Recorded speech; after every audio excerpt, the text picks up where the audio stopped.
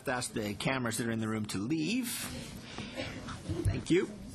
This is the Standing Committee on Justice and Human Rights, meeting 42 this afternoon on Thursday, July 10th, and it's our second last meeting to, as per the orders of reference on Monday, June 16, 2014, Bill C-36, an act to amend the Criminal Code in response to the Supreme Court of Canada's decision in Attorney General of Canada versus Bedford, and to make consequential amendments to other acts. We have a number of witnesses with us, and I just want to point out before we go along too far, our witness on video conference from Calgary, Ms. Jackman, she's on video now. We're having difficulties with video conferencing from Calgary because we think the internet is so busy out there with the stampede or whatever is driving things. She will be able to hear us, and you will be able to hear her. We may lose the video feed on occasion, but so don't get excited. If that happens, we'll get her back. But she can continue to hear us, and we can continue to hear her. But witnesses, as listed in the orders of the day, from the Canadian Association of Sexual Assault Centers, we have Ms. Stacy. We have Ms. Seronio. How do you say it? Well, we say Sereno to make it easy. Sereno. But how would you really say it, though? Saroino. Oh, that's much nicer. Yes. Thank you very much. Anyways, from the Pure Victoria Resource Society, we have Ms. Phillips and Ms. Potman. And then from Glasgow in the United Kingdom, we have the Centre to End All Sexual Exploitation, Ms. Quinn. There she is. And from Boston, Massachusetts, we have Defend Dignity, the Christian and Missionary Alliance, Ms. Gerard. Is that correct? Yes. And then from Calgary, we do have with the Servants Anonymous Society of Calgary, we do have Ms. Jackman. Thank you very much. Each group has 10 minutes, and we will start with the Canadian Centre of Sexual Assault. The floor is yours. Good afternoon. I'd like to begin by acknowledging that we're gathered here today on the traditional territory of the Algonquin people. My name is Lisa Stacy, and I'd like to thank the committee for inviting Mélanie and myself to speak on behalf of the Canadian Association of Sexual Assault Centres, which I'll refer to as CASAC to save time. CASAC is one of the oldest coalitions of sexual assault centres in the world. Founded in 1975, CASAC member centres continue to provide frontline crisis support and intervention to women from Halifax to Vancouver in English and French in urban and rural communities. CASAC speaks publicly for the thousands of women who tell us their stories on confidential crisis lines. By providing women across Canada with crisis support, CASAC has accrued unique and intimate knowledge about the causes and consequences of male violence against women, including prostitution. Every one of our public statements on prostitution and male violence against women is informed by the women who call our lines and disclose the previously private violations of rape, battery, incest, and prostitution to frontline workers. Formerly prostituted women have joined our group in Vancouver, the group in Montreal, the group in Ottawa, and many other centres to train as volunteers or to work on staff to assist women who are surviving and trying to escape the routine exploitation and violation of prostitution. I am assured in my conviction and compelled to speak because of these women, as are CASAC members across the country. I personally have spoken to, met, and can name women who are prostituted on the street, behind the closed doors of escort agencies, massage parlors, and strip clubs, and women who advertise themselves online because they bought into the notion that prostitution is a viable, safe, and empowering way to earn the money that they need to put themselves through university. These women have been threatened, raped, and battered by men who purchase sex. They have been threatened, raped, and battered by pimps and procurers. Every single one of them has struggled to endure and survive the day-in, day-out dangers and violations inherent to prostitution. In 2001, our members insisted on and passed a resolution that prostitution is a form of male violence against women. In 2005, we further articulated our analysis that prostitution is a harmful practice of sexist and sexual discrimination. It exploits and compounds women's social inequality, the economic inequality of women living in poverty, and the racial inequality of women of color and Aboriginal women. The government's proposed change to the criminal law offers an opportunity for society through law to stand up for and alongside women who insist on more for themselves and for all women than being bought and sold in prostitution. The very existence of prostitution not only creates a subclass of women commodified as objects to be bought and sold by men, it sustains the sexual and sexualized inequality of all women. The definition of consent in Section 273.1 that follows the sexual assault offenses in the Criminal Code provides a useful framework for CASAC to counter the assertion that prostitution is an equal transaction or a sexual activity to which women consent. Consent is defined as a voluntary agreement to engage in the sexual activity in question. The brutal forces of poverty, violence, and inequality that coerce the vast majority of women into prostitution effectively negate consent. Bill C-36 rightly situates the criminal offenses related to prostitution in the section of the Criminal Code for crimes against the person. The women who call and answer our crisis lines across the country have known for decades that prostitution is not harmful because it is a nuisance or a vice. It is harmful because it is a violation of a person, most often a female one. CASAC is encouraged that Parliament has drafted a bill that makes it clear that there is a vital role for criminal law to play in condemning and curtailing the continued prostitution of women and girls in Canada. In both the 2001 and 2005 CASAC resolutions, we agreed that criminal law can and should serve to prohibit and denounce male violence against women. Bill C-36 is a necessary response to the demands of women and women's groups that the government recognize that prostitution disproportionately impacts women and undermines their charter rights to dignity and equality. The provisions that criminalize the actions of Johns precisely target the men who demand unfettered access to women's bodies. The provisions that criminalize the actions of pimps and profiteers accurately target the men who coerce women and girls into prostitution, who capitalize on women's economic and social vulnerability to recruit them into prostitution, and who benefit economically from women and girls remaining in prostitution. The provisions that apply to John's pimps and profiteers are consistent with an understanding of prostitution as a criminal act of male violence against women. However, from our decades of work with women who've experienced rape, wife assault, incest, and sexual harassment, we know that there is a systemic failure at all levels to arrest, charge, and convict men for violence against women using the laws that exist. We must not compound this failure by pardoning men and further abandoning women by decriminalizing prostitution. Diligent implementation of the proposed laws will be critical if they're to be effective in achieving their stated aims. The federal government has the responsibility to play a crucial leadership role in setting the standards for police and prosecutors across the country in order to ensure enforcement of all laws that criminalize violence against women. Any criminalization of women in prostitution is inconsistent with an analysis of prostitution as violence against women. We unequivocally oppose the government's proposal to criminalize communication in certain locations in the name of protecting communities. The laws that criminalize johns and pimps apply in all locations, and a further provision that applies to prostituted women in certain locations is entirely unnecessary. Bill C-36 correctly asserts that prostitution is exploitive, harmful, and violent. The vast majority of women do not freely choose to be in prostitution, so it is therefore inconsistent that women in prostitution can choose the location in which they are prostituted.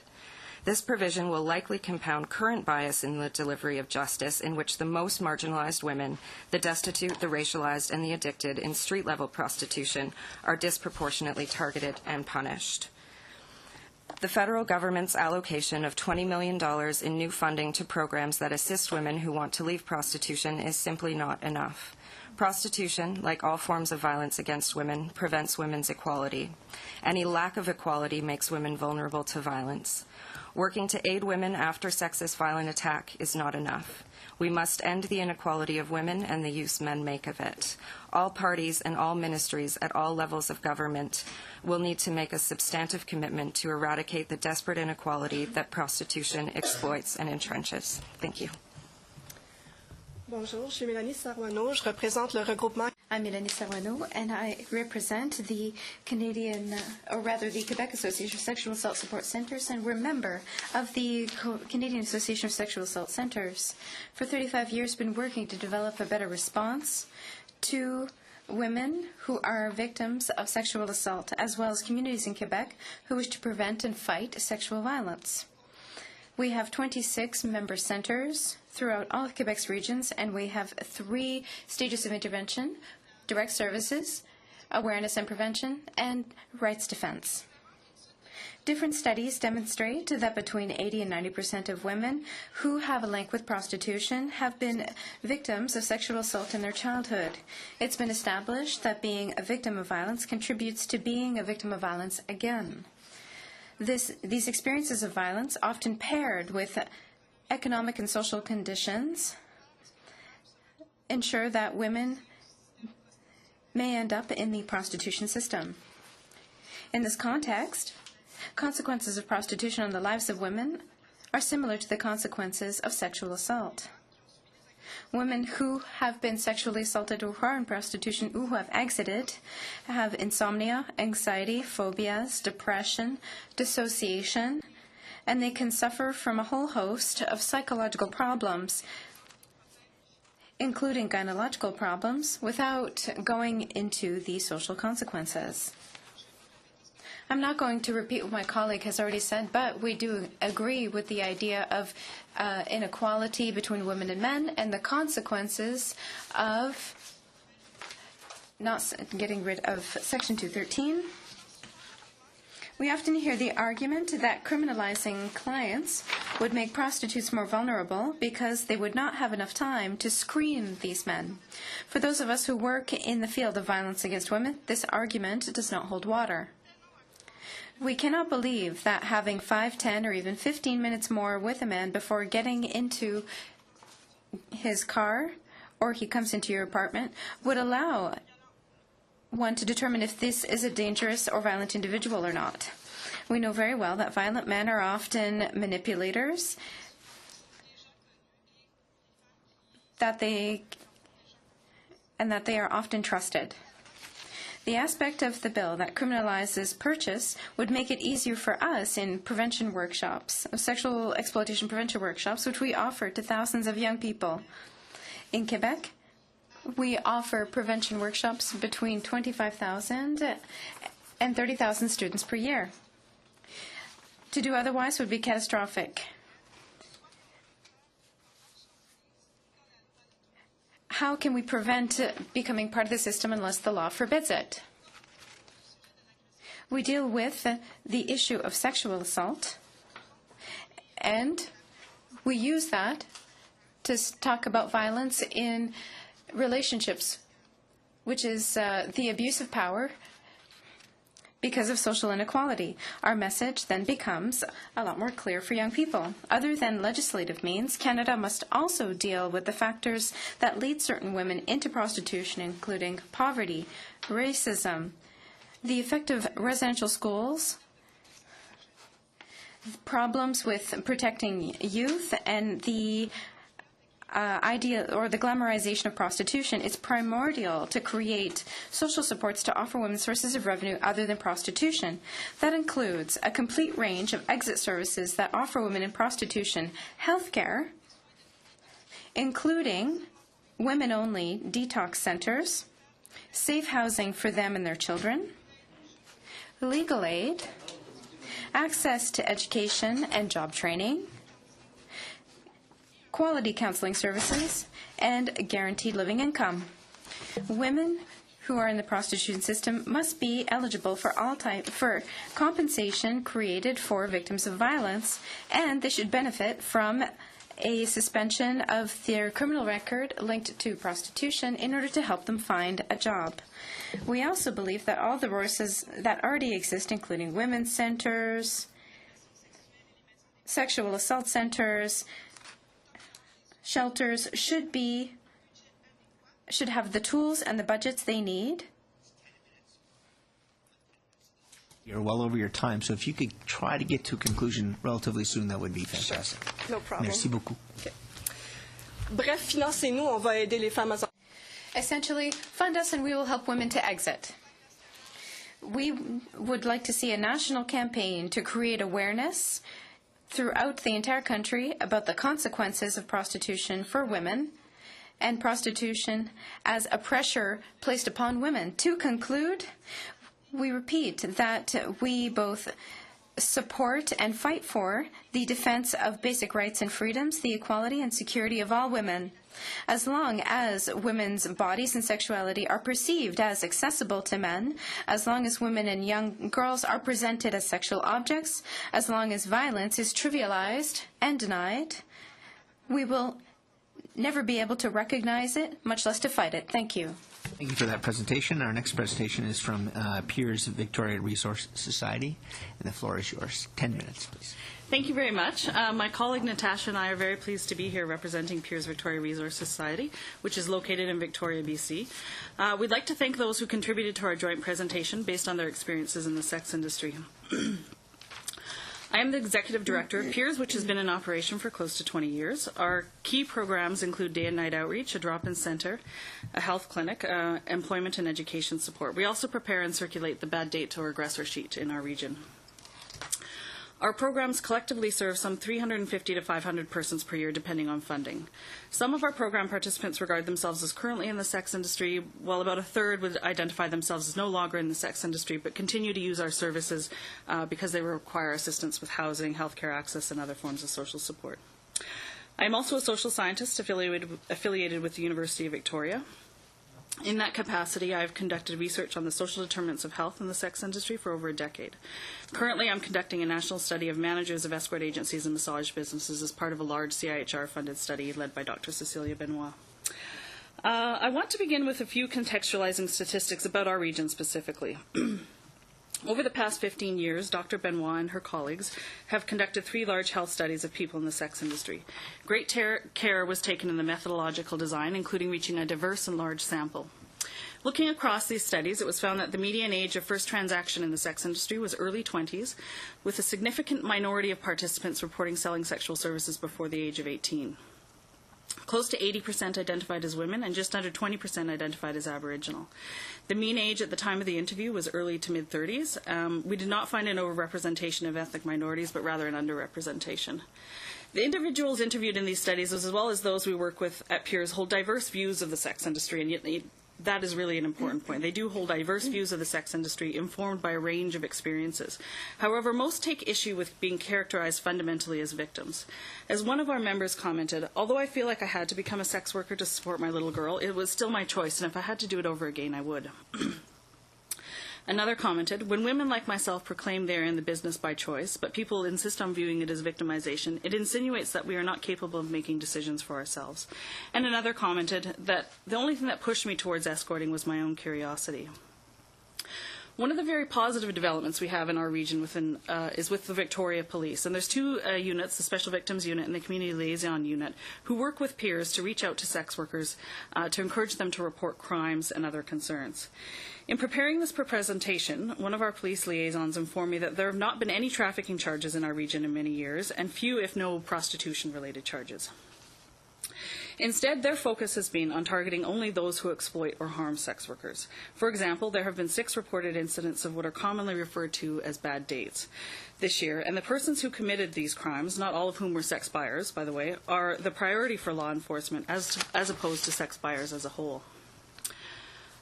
Below, I would like to briefly comment on some specific sections of Bill C-36, although I realize it's been discussed extensively already this week. So we agree with others who have detailed why Sections 286.1 and 213 will continue to constrain communication between sex buyers and sellers, and we also emphasize the need for sex workers to freely communicate with purchasers in order to assess them, set the terms of service, and obtain key pieces of information. I mean, screening is only one aspect of it. You also have to require information from people, and people have to be willing to give you that information. That's part of establishing security as well. The evidence of this was carefully considered in Bedford versus Canada, and painstakingly considered, I think. Moreover, Section 213 fosters a climate of stigma and discrimination, as it identifies people in the sex industry as threats to, rather than members of, the community. It will predictably be disproportionately applied to street-based sex workers. These individuals do not have the means to pay fines or obtain legal support, and their fear of police is already substantial and more deeply rooted than in prostitution law alone, particularly for those who are substance dependent without secure housing or have been subject to racial discrimination. 286.4, which criminalizes advertising, also it potentially impedes workers' ability to communicate for the purposes of safety and security. And I won't go into that much because I think it's been covered and we've got limited time. Section 286.1, which criminalizes material benefit from sexual services, places constraints on sex workers who wish to engage with others in assisting them. While we recognize that there are noted exceptions, and they've been discussed this week, this law is nevertheless very problematic from our point of view, as it potentially places an onus on these parties to prove that they fall within these exceptions. There was some discussion the other day regarding the meaning of the no exception clause in 286.1.5, which seems to suggest that there is no form of material benefit permissible within a commercial enterprise. I'm hoping for a little more clarification today, as this section... Ms. Phillips, I know you're trying to make your time, but I'll give you a little extra time. But if you slow down a little bit so our translators can translate. Thank you very much. Sure. I'm hoping for a little more clarification, if possible, as this section is worrisome to many people in our region. We have heard the term pimp used in relation to Bill C-36 with little clarification of what is meant by this term. My colleagues and I recently interviewed 61 persons who manage commercial enterprises. We found that 60% were women, and just over 70% of these women identified as current or formal providers of sexual services. Therefore, if this provision aims to criminalize so-called pimps, it is likely that it will capture other women, many of whom are or were sex workers themselves. Okay. I'm going to run short of time here, but as a support person in an escort agency in our region noted, in addition to supplying safer sex supplies, safe rooms equipped with alarms, indoor agencies provide a lengthy screening process. We brainstorm tactics for boundary setting and coping with the small percentage of clients that are disrespectful, drunk, and aggressive. I hold the safety and security of persons in my agency in the highest regard. And another person who worked in an agency commented that it was a safe place for me to work, and the company of other women with whom I felt a closeness was really important. In closing, I'd like to reiterate that engaging women, men, and trans people in the sex industry can only effectively happen when you respect their varied perspectives and the complexities of their experiences and the complexity of factors that give rise to those experiences. I will end with another quote.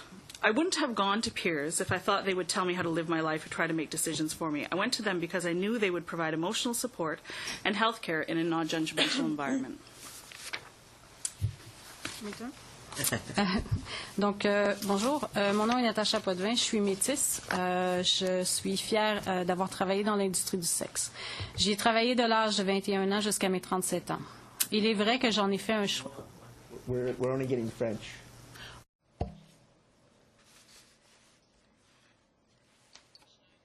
Shall I restart? I worked in the sex industry from the age of 21 to 37. It's true that it was my choice. It was a choice I made for my daughter, and I'm proud of it. It was also my choice to come and testify before you today. I have 2 children and a spouse for 11 years. I live in Victoria, and I'm a member of the board of Peers. Member of the Canadian Alliance for the Reform of Sex Work Laws. I'm part of Dr. Celia Benoit's research team. The same doctor who was mentioned. I also occupy a position with AIDS Vancouver Island in one of the harm reduction programs. I'm angered by this bill, C-36. I think that it does not respect our human rights. It insists on the idea that I'm a victim because I chose to work in the sex trade. I freely chose this work.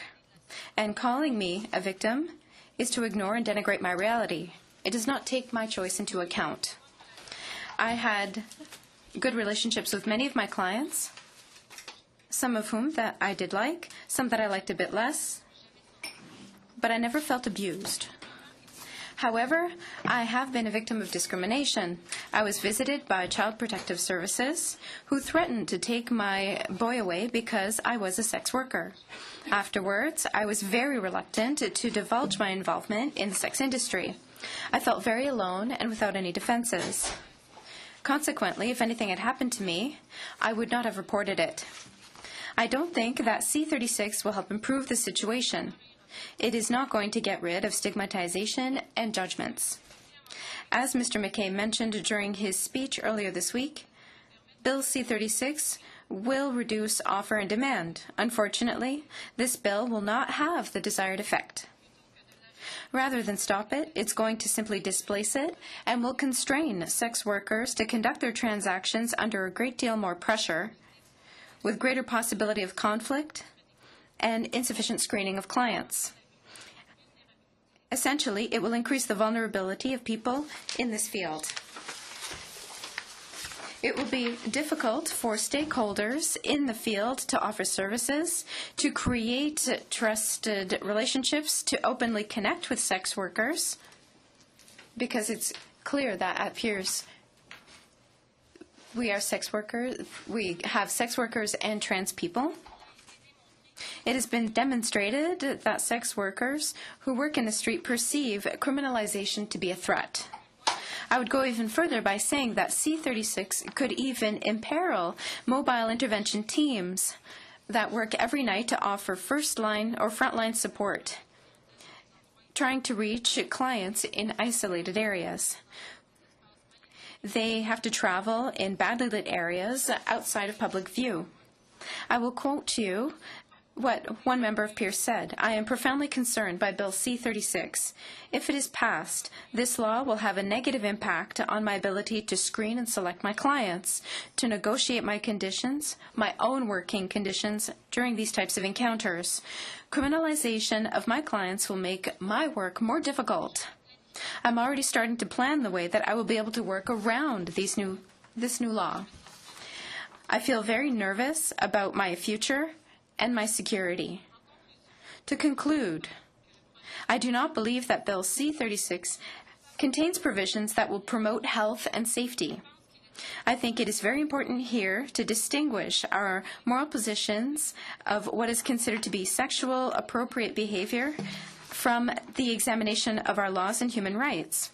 I would like to see a model that rests mainly on the progressive principles like those implemented in New Zealand, a model that discourages the exploitation of youth while allowing sex workers to ply their trade in a context that favors their right to security and does not force anyone to work in the industry. Thank you. Presentation from Peers Victoria Resource Society. Now we're off to Glasgow in the United Kingdom, and we're with the Centre to End All Sexual Exploitation. Ms. Quinn, the floor is yours.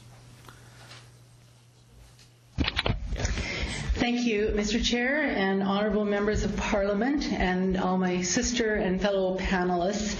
I also want to thank the technicians who made it possible for many of us to video conference into this important democratic process. Our organization did send a letter to Madame Boivin and Mr. Casey and to Mrs. Smith, as well as we sent in a brief which may have been translated in time. In our letters to the members of Parliament, we included a letter from a woman who was in massage and escort for 7 years, a woman who was exploited through the street prostitution for 22 years, a mother whose daughter is among the murdered victims in Edmonton, a man who was a former buyer, and a therapist who works to help women in their recovery from complex trauma. Also, so they are with me, even though I am here alone. Also, I carry the stories of grassroots community action to address the heavy impact of men cruising our communities. I remember the fear of children being harassed as they tried to go to school and being asked if they were a working girl, of women standing at bus stops just trying to go shopping or whatever they had to do and being harassed by men. So this is I speak from a grassroots experience of people in Edmonton trying to do something about a complex issue. I think it's very important for us to state that we do not see this to be a partisan issue. We do see it to be a human rights issue, a social justice issue, a women's equality issue, and our organization would say that we come from the stance where we do not want to see any vulnerable person of any age or persons in vulnerable circumstances such as poverty or homelessness or having no other jobs or source of income, mental health or physical challenges. We want to live in a country that creates equality for all, and we do not want to see vulnerable people preyed upon in any way. I think it's also important to remember that in our history as a country and a colony, the weight of the law and discrimination has been focused primarily on women, and that what we're seeing here is a shift. And this is a shift that we would like to support. We see it as a 30-year generational shift. We won't see the fruits of this, the shift in this law for a few years. But we do think it's very important to shift the accountability for harm that is generated to those who create that harm. In Alberta and in the province of Manitoba, there have been many united actions from community groups, groups led by women with lived experience, by political leaders, by Crown prosecutors, and by police. We've developed resources over the years that are appropriate and respectful of the persons seeking, whether it's health care or any part of the continuum of harm reduction. At the same time, the exploitation does continue. And so we feel that it's important to shift the accountability to those who are demanding sexual services and creating that market for that industrialization of children and women. In our brief, we do talk about the fact that we see that the criminalization of the activity of buying will have a positive effect, but that the criminalization of those who are providing has a very detrimental effect. So we do not support the ability to arrest children, youth, women who are in places where children might be present. We would like to see that section of this bill totally removed. And we've lived too often with the discrimination that others have mentioned before me, and how in Edmonton I can cite that our Capital Region Housing Commission will not allow anyone with a criminal record to get public subsidized housing, in even names that people who have a history of solicitation are not welcome in that housing. Women who want to become social workers at our university cannot apply because they have a criminal record. Many jobs that women apply for require criminal record checks, and many women just give up because they do not want to talk about what they've been doing because of the stigmatization. We Our organization, in 1995, we actually wrote to the Minister of Justice of the day, and we said, as ordinary people, we see that there is a power imbalance between the person who's cruising and the person who's standing on the corner, and we think we need to create different options. We got to work in our own city, and we created, with the Crown Prosecution Office and the Mayor and the Minister of Justice, we created the Prostitution Offender Program. And the Minister of Justice of that day said that because the community raised this issue, we will charge the men the equivalent of a fine, about $500, and we will return that money to the community to help heal the harm. So a multi-stakeholder group, including women who survived exploitation, parents whose daughters were on the street, and frontline workers, and all the parties, we identified that the priorities are poverty elimination, trauma recovery, bursaries so that people can rebuild their lives, and public awareness and education. In Alberta, we have had a number of public education initiatives, but this education must be continual. It must be in the schools, around consent, around we must send a message, I think. I'd like to see a message in every airport that in Canada we do not tolerate the buying and selling of people, so that men who are newcomers to our country know that in our country you cannot buy sexual services.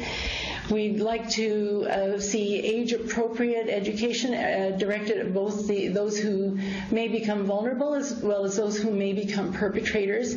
Sadly, we're seeing that many young men are perpetrating violence against women. So we know that we need to look at how to educate our young men about what it is to be in a healthy and respectful relationship. Our recommendations are that we support the direction of Bill C-36. We would like to see Section 213 removed. We would like to see the investment in creative and positive social media and prevention education. We would like to see more than $20 million. I misunderstood. I thought that was $20 million for 1 year. And I can tell you that, again, the groups working across the country, be it peers in Victoria all the way across the country, would know well how to put that money to use to support women wherever, and men and transgendered wherever they are on the continuum. And we also do think that it's important to establish a monitoring and evaluation process. Any law is a blunt instrument. There will be positive intended consequences. There will also be positive unintended consequences. We had these past laws for almost 30 years. We think that we need to monitor every 5 years or so that we know what we are accomplishing by trying to set this normative values in the law. We also would like to see that we establish an easy mechanism to wipe away, to expunge the criminal records of anyone charged with Section 213 in the past. Any prostituted woman, male or transgender, remove this burden from their shoulders and welcome them into the fullness of our Canadian society. In Scotland, while they did still have some charges around prostitution, they just went away. No one had to apply for a pardon. They were the charges went away. We can do something. We can be creative, and we're calling for this expungement of all the records of the past 30 years. So those are our primary points. Thank you. Thank you very much for your presentation. And now we go to Boston, Massachusetts, via video conference, and we're with Defend Dignity, the Christian and Missionary Alliance. And Ms. Gerard, the floor is yours. Oh, can't hear her yet. There she goes. Go hit the button. Now we can hear you, I think. Thank you. Thank you. Thank you for the privilege of being able to come before you today as a Justice Committee to discuss Bill C-36. I am the Director of Defend Dignity, which is a justice initiative of the Christian and Missionary Alliance churches in Canada. We act as a catalyst for individuals and churches to get involved in ending sexual exploitation in our country. The first step in ending sexual exploitation is to educate people on what is happening in their city and region. And so to that end, we've partnered with the Evangelical Fellowship of Canada to hold awareness events in 28 locations from British Columbia to the Maritimes in the last 2 years. We've been in large cities and in small cities, following the same format in every location. There are presenters from frontline local agencies, from local police officers, from survivors, a policy analyst, and a police officer who's part of our Defend Dignity team who addresses the issue of demand. Governmental and non-governmental agencies are invited to network at each event, giving audiences further opportunities to learn about the issue in their region. A number of the agencies and survivors we've partnered with at these events are witnesses here at these hearings. These information forums have given Defend Dignity a national perspective and awareness of the scope of the issue, the services that do exist and the services that do not exist in many regions of Canada, as well as with the inconsistency with which police enforce prostitution laws and protect those involved. As part of the CNMA churches, we are seeing a growing number of congregations doing their part by providing service delivery to victims. Dignity House in Winnipeg is a second-stage restoration and healing home for women exiting prostitution that's operated by our Kilcona Park Alliance Church in that city.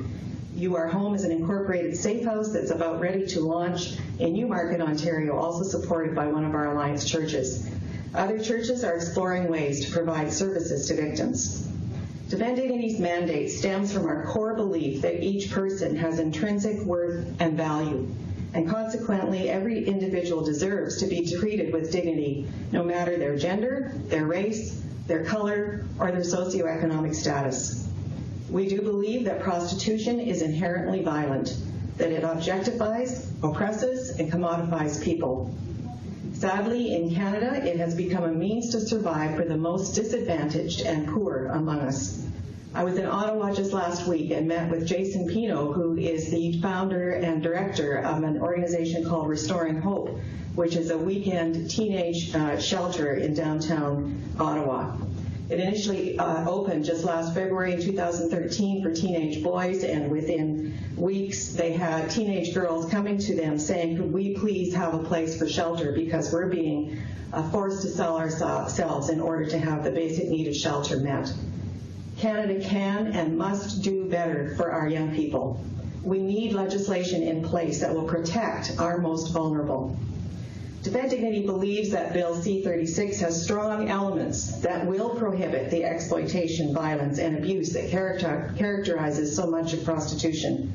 We strongly support the new offense prohibiting the purchase of sexual service in Section 286. Research from Chicago Alliance Against Sexual Exploitation, from EVES in Great Britain, and the outcomes from the Nordic model in Sweden tell us that the greatest deterrents to Johns purchasing sex would be criminal charges, fines, jail terms, and having their names publicized.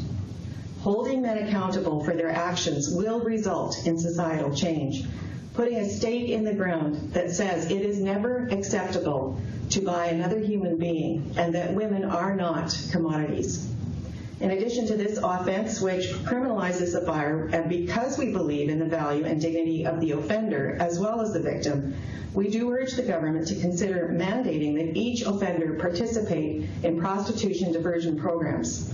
There are only a few cities in Canada that offer John schools, but those that do report that many of the men, upon completion of the program, have a new understanding of the harm done to the women they have purchased, to their families, and to themselves. The Salvation Army-run John School in Saskatoon reports that there have only been 8 reoffenders out of the 699 men who have participated in their school that began in 2002.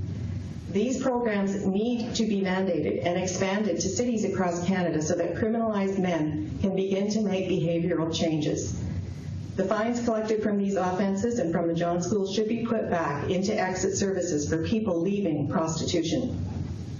We also have serious concerns about Section 213 and ask that it be removed from the bill.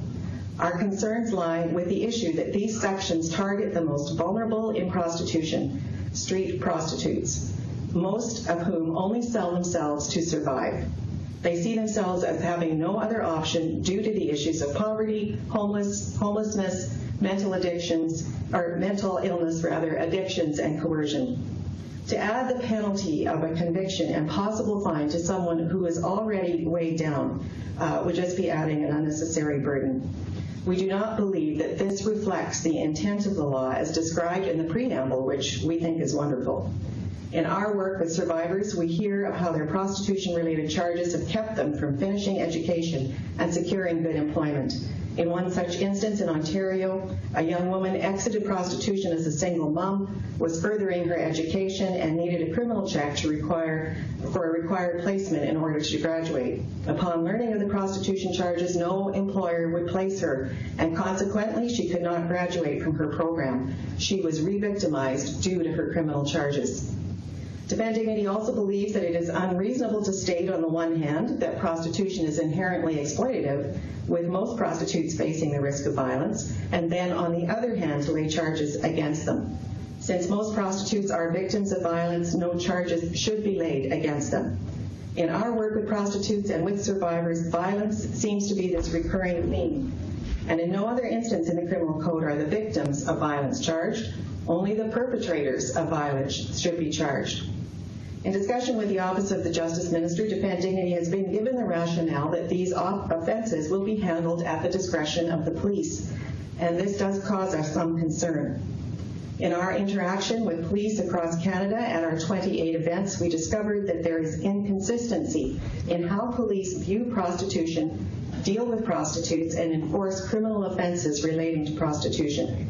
In some locations, police services are already operating under the new paradigm described in the preamble of the bill. They see prostitutes as exploited victims of violence, work to help them, and offer access to exit services. However, in some locations, police denied prostitution's existence and did not know until it was pointed out to them that there were online ads for women for sale in their city. In this same location, youth workers were dealing with underage girls selling themselves for drugs, and yet the police refused to admit that prostitution was occurring. Other police at our events described charging the women and putting them in jail as their method of dealing with prostitutes. New legislation regarding prostitution necessitates consistent training of police from coast to coast on the realities of prostitution and the inherent exploitation and violence involved. It is essential that this training begin as soon as the law is implemented, and we just can't stress this enough. My concerns for having well-trained police also come from a trip to Nunavut, where I listened to the stories of women being sexually exploited by family members. Police in the North need to be made aware of the familial prostitution that occurs and taught how to handle it. If Bill C-36 is to be successful, then education for all in the justice system as well, including Crown attorneys and judges, must be part of the implementation. Defend Dignity is appreciative of the $20 million in new funding that the government has promised for exit services. However, when compared to the $8 million that Manitoba spends each year on this issue, it simply is not enough. We also encourage the federal government to collaborate with provinces, frontline agencies, faith communities in much the same way that this is being done with the National Action Plan to combat human trafficking. Canada stands on the cusp of creating a better country for countless children, women, and men currently being sexually exploited, and also for those who are at risk of exploitation as the new laws are put in place. Canada will be a better place as this law begins to shape society. It will be a Canadian society where people are not commodities, where men are held accountable for their actions, and where all are safe from predators. Therefore, it is crucial that the new prostitution legislation recognizes the social and individual harms of prostitution, that it aims to discourage it, and that it works to abolish it. Defend Dignity supports Bill C-36 and suggests that the following improvements be made to create the best legislation and policies possible. 1, remove Section 213 from Bill C-36 so that no prostituted person is charged for communicating for the purpose of offering or providing sexual services. 2, provide standardized education for police, Crown attorneys, and judges that will explain the paradigm shift of how prostitution is viewed as part of the implementation of the new law. Thirdly, mandate crime diversion prostitution offender programs, also known as John Schools, with funds charged going directly to exit services for prostituted people. 4, increase the amount of new funding for exit services to proportionately match what the government of Manitoba spends each year on sexual exploitation. And 5, work collaboratively with provinces, faith communities, and frontline agencies to provide off-ramp services for prostituted people. Thank you so much for giving consideration to these comments. Thank you very much. Thank you for that presentation. And now, Ms. Jacobin, can you hear us? I can hear you. Can you hear me? We can hear you. And it's kind of ironic that based on the name of your organization, we can't see you. But the floor is yours for 10 minutes. Thank you. It's unfortunate you can't see me because I look exceptionally gorgeous today as well. I'd like to start by acknowledging the Treaty 7 nations on whose land I'm speaking to you from. Thank you, Mr. Chair and honorable members of the committee, for this opportunity to contribute to your review of Bill C-36, the Protection of Communities and Exploited Persons Act. My name is Marina Jacobin, and I am the Executive Director of the Servants Anonymous Society, Calgary. I have been a social worker for over 25 years with a primary focus on issues related to women and children, including violence, poverty, and homelessness. I am also the survivor of sexual violence and exploitation, which I experienced beginning at a very young age and until my early 20s, including a year when I was 16 years old, during which I frequented the downtown east side of Vancouver, British Columbia. I am free from that experience for 25 years now. I would like to both personally and on behalf of the Servants Anonymous Society Calgary, SAS, and most importantly, the hundreds of women and girls we have served, to thank the Canadian government for Bill C-36 and your recognition of the evidence of prostitution as inherently violent and primarily an issue of violence against women. We support the abolishment of prostitution in Canada and urge you to support this bill. I will offer you the exit perspective today and start by describing SAS Calgary and our experience and expertise for you. Servants Anonymous Society Calgary has operated for the past 25 years, providing a voluntary, comprehensive service for girls and women aged 16 and older with or without children who are seeking an exit from prostitution, sexual exploitation, including other sex industry experiences, and healing from the related violence and trauma. We have service data on over 700 girls and women. 100% have experienced violence. Approximately 40% identify as Aboriginal. 75% are 24 years and older. However, 90% of them were introduced into the sex trade as teenagers, predominantly around the age of 14. We believe that we are the most comprehensive service for this population in Canada and have provided care to women and children from across the country. We work closely with both local law enforcement, including Calgary Police Services Vice and Organized Crime Unit, and for the past many years have provided a mandatory training regarding sensitivity and compassionate law enforcement approaches to prostituted people for all new recruits of the Calgary Police Services. We also work in collaboration with our provincial and federal correctional facilities and with the RCMP and on occasion Canada Border Services. Servants Anonymous Society Calgary provides a Safe House program which allows for an immediate exit for girls and women from prostitution. The SAFE program is professionally staffed 24/7, provides access to medical care, detoxification, and addiction services if required. Trauma recovery work also begins here. The SAFE program is a 30 to 45-day stabilization program. A recent review of our outcome statistics of over 100 women accessing SAFE shows that women staying in the SAFE program for 1 week experience a 40% increase in successfully exiting to safe and stable environments.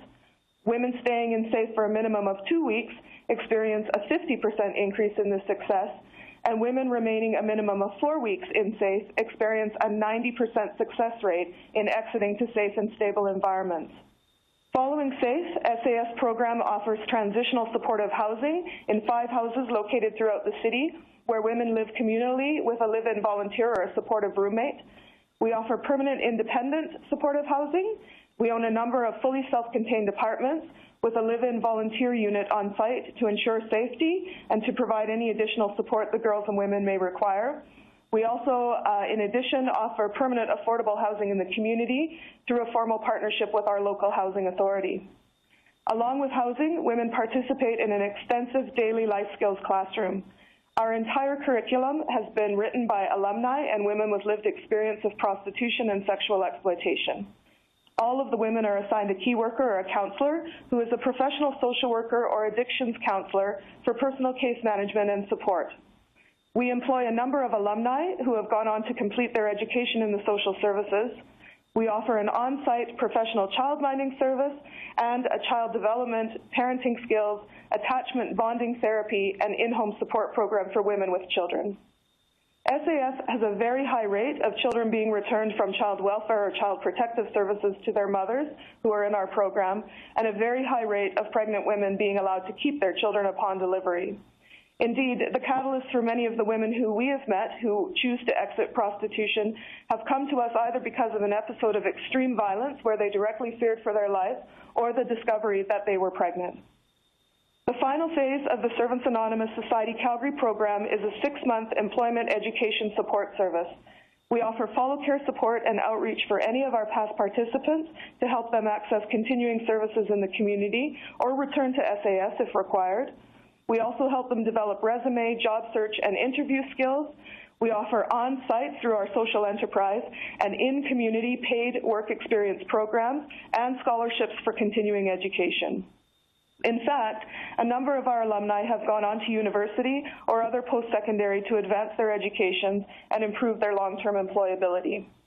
Women who complete the entire SAS program experience an 88% success rate in remaining free of prostitution, sexual exploitation, and in safe, stable housing for a minimum of 2 years afterwards. An independent social return on investment evaluation of our services was commissioned by the Government of Alberta, Ministry of Justice and Solicitor General, and was conducted from 2009 to 2012 and showed that our services result in a social return on investment of $8.57 for every $1 spent by government. These are reflected as savings to the taxpayer in regards to the decreased cost of homelessness, law enforcement responses, inappropriate use of ambulance emergency medical services and hospital stays, incarceration, child welfare interventions, and homicide investigations. Clearly, comprehensive services supporting women to exit prostitution are of great benefit both to the women and to the community. SAS Calgary applauds the Government of Canada for recognizing the need for such services and including financial provision to support survivors of prostitution to exit and create safer lives. We support Bill C-36 and the focus on the criminalization and fining of pimps or traffickers and purchasers or Johns. We have all too often seen the long-term effects of violence and trauma associated with the sex trade, and this legislation is a first and necessary step in deterring those who prey on the vulnerable people in our society. We believe this legislation will require some small adjustments. However, for the first time in Canadian history, women exploited by the sex industry are being viewed with dignity as people worthy of support to exit violent and exploitive situations rather than as public nuisances. Since Bill C-36 was unveiled, we have been hearing very loudly from the pro-prostitution lobby. We are told that some women choose prostitution as a viable career option. And while this might be true for an extremely small percentage of people, the media has reported extensively on this angle. It is not our intent to debate that point of view today. What we want to ensure is that the voices of experience from survivors of exploitation and prostitution do not get lost in a pro-prostitution debate. What is vitally important for this committee and for Canadians to remember is that the majority percentage of women and girls are exploited, are forced or coerced into prostitution, and are trapped by violence and threats. Legalization should not be an option. This is not a job. Evidence shows that there are large numbers of women and girls who would leave prostitution if they had the means to do so, and we know this because we operate one of the most comprehensive exit programs in the country, and sometimes we have to turn women, girls, and children away because we don't have the space. In fact, as of this week, we have a waiting list of 14 women, meaning an average of 1 to 2 months before they can get in. Those days could mean the difference between life and death for someone's daughter, their mother, or their sister. It is also clearly evidenced in the research that focusing the criminalization on sex purchasers and pimps or traffickers helps vulnerable women to exit and begins to support the public's understanding of prostitution as an issue of gender inequity and violence against women. We would like to offer one recommendation for an amending to the Act, particularly Section 213 regarding communication offenses in relation to the expectation of the presence of children or persons under the age of 18. While SAS supports the legislation's intention to prevent the spread of social norms that treat women as sexual objects and keep impressionable children somewhat safe from the social harms resulting from prostitution, we believe that prostitutes themselves must be held immune to this provision, understanding that they themselves are victims. We recommend the bill be amended here to reflect this. We would suggest that with rigorous enforcement of Bill C-36 and the heavy fines and punishments put in place to target Johns who attempt to purchase or procure a prostitute, these will offer a strong deterrent in such locations and support the objectives of C-36 preamble without criminalizing prostitutes themselves. We believe this will fortify the legislation against further legal or human rights challenges. It is not a human right to have sex or to have access to someone else's body for such, while we do each have the right for safety and protection. We know that this will support more vulnerable people in asking for help from police and in seeking an exit from prostitution. Our experience in having helped hundreds of women and girls is that whether a woman was forced or coerced into prostitution as a young girl, or whether she made a decision based on a very limited or unreasonable options, violence and trauma are always present factors. And once in prostitution, many girls and women become trapped. As one woman from our program explains, and I quote, "The only way out of being pimped is either death or being sick with HIV, because if you are HIV positive, the bikers, as well as gangs and violent Johns, will kill you themselves. Violence is violence is violence. There is no difference inside or outside." For those who would objectify women and commodify their bodies, Bill C-36 sets out real deterrents. The additions to the criminal code will give law enforcement and prosecutors the tools they need to protect women and combat organized crime. We should all take pride in this Made in Canada solution. Merci. Thank you very much. Thank you for your presentation. Now we go to the questions and answer round. And just for committee members, since Ms. Jackman can't see you, could you make sure, if you're asking her a question, that you identify who you are and which party you're from, just so she knows in advance. Okay, and the first round is with the New Democratic Party, and it's Madame Bavan. Merci à toutes. Thank you to everyone for being present today during this second last panel of witnesses concerning Bill C-36. Obviously, it's up to the Justice Committee to review a bill. Often it's very legalistic and can seem disconnected from your reality. When we're dealing with, as a lawyer, I represented shelters for women who had been subject to violence, and it's not easy. It's not easy work. Working in fields where women are exploited, subject to violence, victims of a serious lack of respect. We tip our hats to you. Many of us have worked night and day against this serious problem. We still have legal work to do, and I will focus on it because we understand the work that you are doing. I admire the work done by the Association of Sexual Assault Centers, and I thank all the other groups for being here as well and for the experiences that they're sharing with us. People from outside of Canada, I appreciate the experience of other countries because it can open our minds as well. But we have a legislative paradigm that may be different from that of other countries, and we have to work with that legal framework. When it comes to the Association of Sexual Assault Centers, the center from the Ottawa region sent me their brief, which supported a great deal of what you said. Ms. Saroueno, I can pronounce it in French, Saroueno is fine. I would like you to tell us a bit more about the work that you do every day. When we talk about fighting against sexual assault, it's often linked to spousal abuse. Unfortunately, you have seen too many cases of that. Maybe you could give us a sample of what happens in your field and explain further why, if we start with the premise that women are victims of prostitution, why Section 213 is such a problem and, in my opinion, an inadmissible part of the bill, because we can't say one thing and do the contrary at the same time. Therefore, I would like it if you could further explain your work and the work done in different regions and where the problem is in the bill.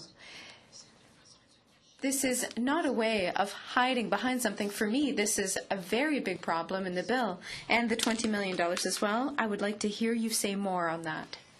Thank you.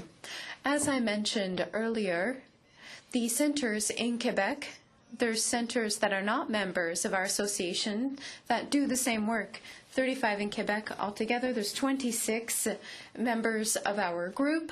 They have 3 stages of intervention. First of all, they receive women who have been sexually assaulted, and they conduct feminist interventions with them. Essentially, they help them take back control over their lives to help them go through what they have just experienced. I would say that the majority of women who consult us will consult us about a sexual assault that happened nearly 13 years ago. It takes a great deal of time to talk about one's own assault.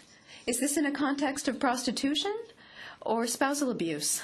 Neither one nor the other. There's a lot of incest as well.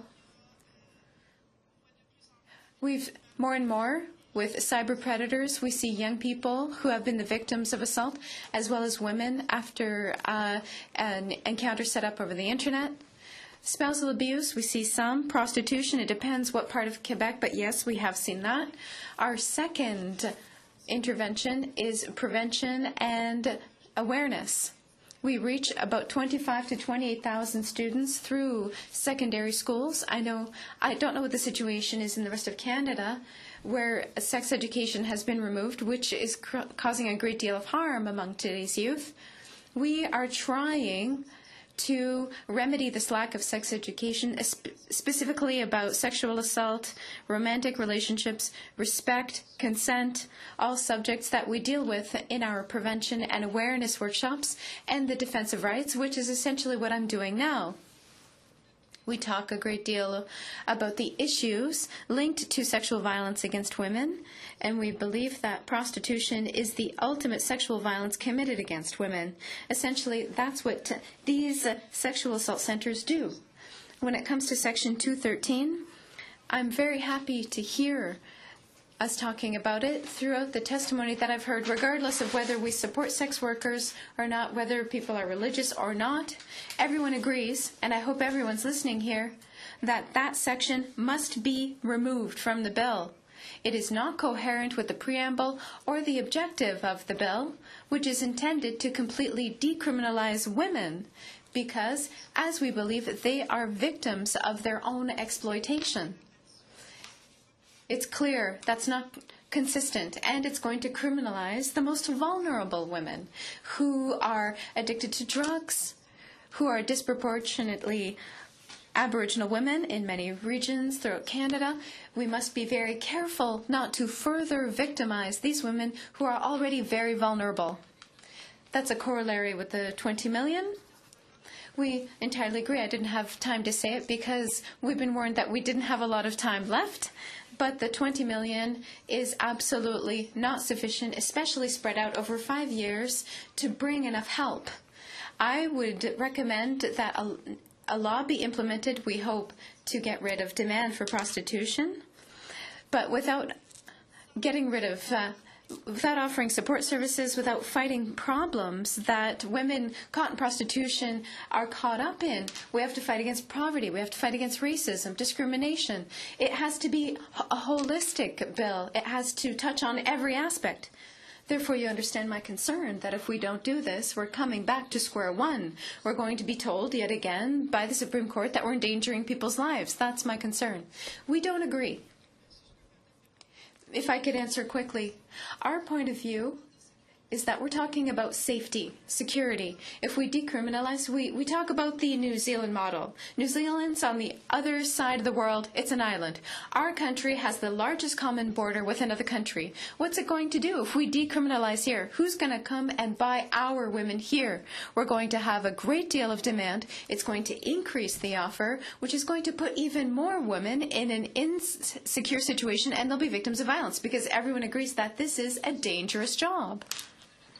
We also have to be careful. Models that are created elsewhere, regardless of what people may think of them, even New Zealand's model, if we decide to implement labor legislation, that's one thing, but how are we going to do it? There's a federal system. We have provincial, territorial, federal jurisdictions. Once again, it's not easy. I think the base, you mentioned it. We have to solve the problem at its root before we start trying to prune something at the top of the tree, which doesn't solve anything. We're in favor of the legislation, except for the two provisions you mentioned. Yes. Questioner is from the Conservative Party, Ms. Smith. Hello. Thank you so much. Hello, Kate. How are you? I didn't know you were going to be in Glasgow. My goodness. I'm so glad you're there, and thank you for joining us, and thank all the panelists for joining us. I'm going to go be asking questions for 3 or 4 different people as quickly as I can, so the time is very short. Kate, there's been a long time where we've been working in Edmonton, and you're talking about provincial municipal monitoring and evaluation. Like, you are very supportive of Bill C-36. You've come across with some recommendations. But one thing you talked about is to evaluate how things are going after, hopefully, the bill will be passed. Can you further expand on that? Yes, thank you very much, Mrs. Smith. Well, again, in our experience, we can start with a vision, and then you have to implement it. And that's where, so Bill C-36 sets out a path, yet we know that because of all the complexities that we've heard about, that some things will go awry here or there. Our community group observed in 1995 that Section 213 was not working, that it was criminalizing the party without power. But no changes were possible until until recently, when Bill C-36 was brought forward. So we really think that it's important that we review every 5 years. Now, I'm going to give one specific example from our provincial legislation, the vehicle seizure legislation. When it was created, it was written, again, with the best of the knowledge at the time. Kate, I don't think we have time to go through all that. Sorry. Okay, I was just going to say the men figured out the law had a problem because it said only if the man was in the car could the vehicle be seized. So men started parking their cars 4 blocks away. So we will always need to be attentive to how the industry will try to manipulate the situation. So you're saying this evaluation yes. is an extremely good point, and so nice to see you again. Glendine, hi. It's wonderful that you're there and all the great work that you're doing. You talked about we need to protect our most vulnerable. You talked about the preamble. I'm so proud of that preamble because for the first time it's recognizing victims and the kind of deplorable situations they're in. And I love Defend Dignity because that's such a good way to describe. Could you talk a little bit more about how important that preamble is and how it's changing the paradigm here in Canada, or will change the paradigm? Yeah, absolutely. I think the preamble really sets, for me, it just gave me clarity to know where the government was trying to head with this bill.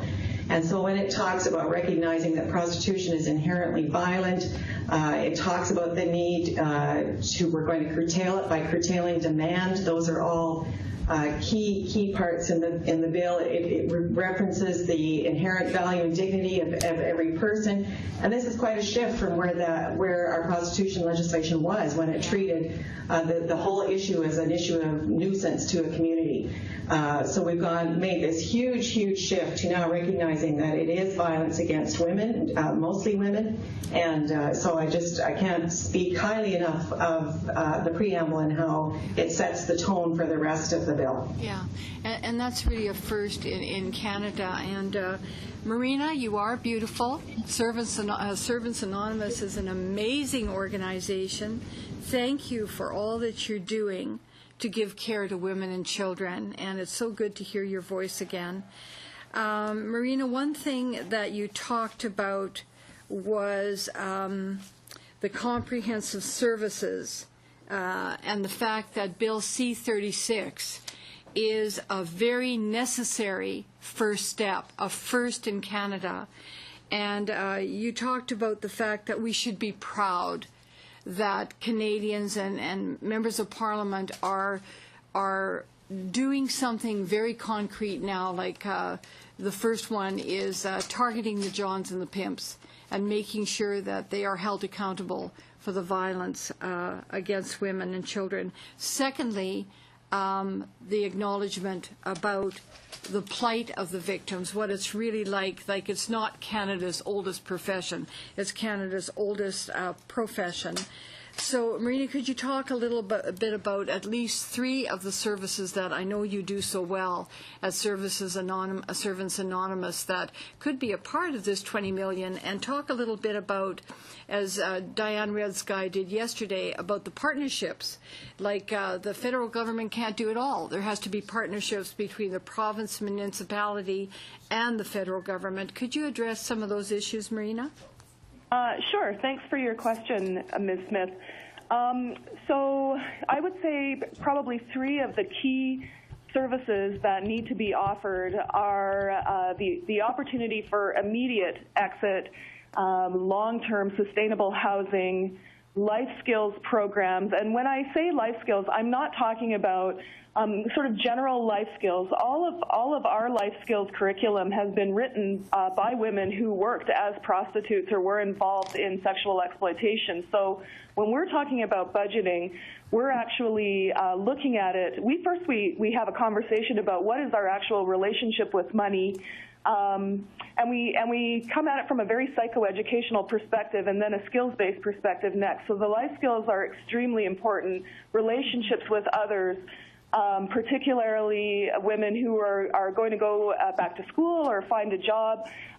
Sometimes they have struggled with their relationships. And interestingly, we find particularly they can struggle with their relationships with other women, mostly because for a majority of their life, they've been groomed and trained in how to relate very well to men.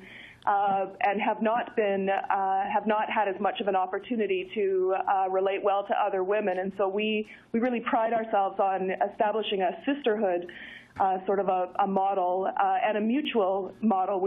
Everything we do is based on mutuality. We don't believe for a second that we are experts in anybody else's lives. They are the experts in their lives, and they tell us what services they need to help heal or to move on or whatever next step in their life they want to take.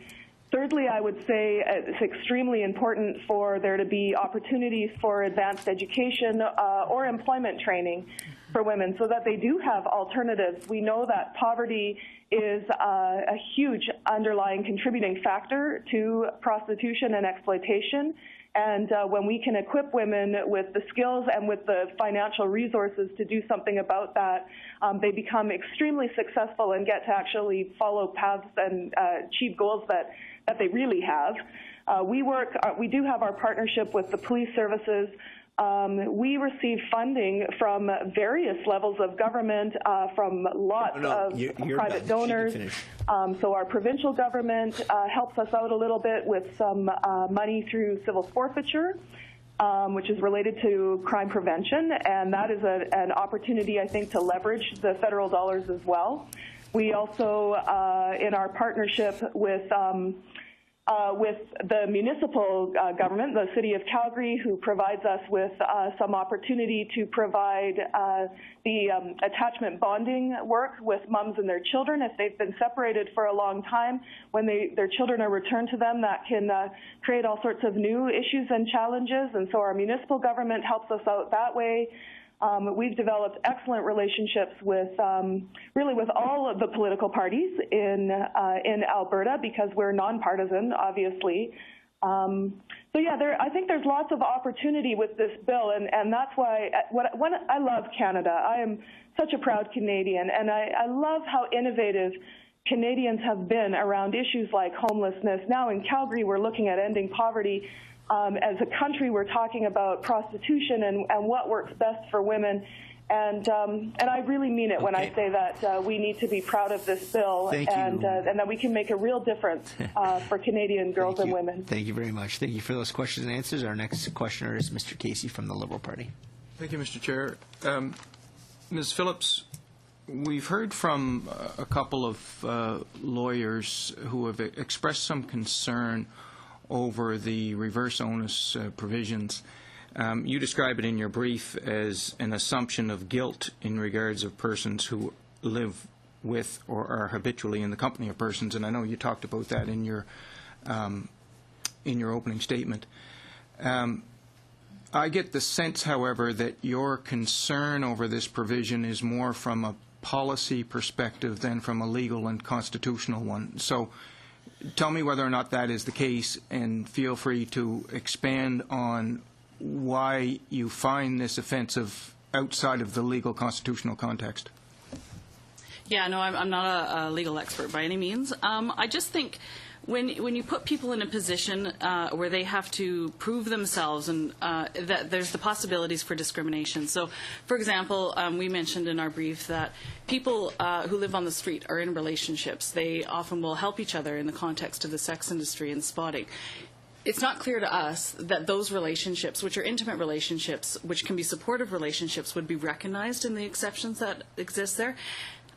Similarly, people who are both substance users and are in the kinds of relations that emerge around substance use, particularly in street-based substance use environments, not clear that they would fall within those exceptions as well, or that they might be viewed differently because of sort of social economic kinds of discrimination. Okay, thank you. Ms. Quinn, we're approaching about 60 witnesses, and we're almost at the end of our list of 60 witnesses. And it's a little bit hard to imagine that someone would come forward this late in the day with an idea that we've heard the first time. But you have. Thank you and congratulations for that. Your suggestion that we go back a couple of decades and expunge the criminal records of anyone who's been charged with solicitation is frankly very refreshing and brand new to us. You're the first one who's raised it. What you may not know is that there's no longer any such thing as a pardon in this country. They're now called record suspensions. And recently they've become much more difficult to get. The fee is quadrupled, the waiting time has been extended, and the people for whom it is available has gotten smaller. But given that this is the first time that we've heard about this, I'd like to do two things. I would invite you, if you have any further comments to make with respect to that specific idea, and then hopefully we'll have time that we can go around the table to all of the other witnesses to see whether they also like this idea that's been presented for the first time. Thank you. Thank you very, very much, Mr. Casey. Actually, we did raise this 2 years ago when the bill was being debated, and we participated in I was one of 16 witnesses to the independent committee, and we provided documentation about the harmful effects of criminal records. Unfortunately, I think that got tabled. So we thought it was so important to raise it again in our brief to the Standing Committee to be true to the women, men, and transgendered persons whom we have seen burdened by criminal records. Again, we've done a little bit of research I mentioned in Scotland, it just goes away. There's no process. I think we have made our pardon, well, I know now it's not even a pardon, and I think that we've made it very onerous, very expensive, and we still continue to punish people. And we would like to see a whole different approach, again, with the intent of this bill to recognize vulnerabilities and exploitation. We would like to see us go one step further and just expunge those records. They're doing that in the United States. There have been several successful cases.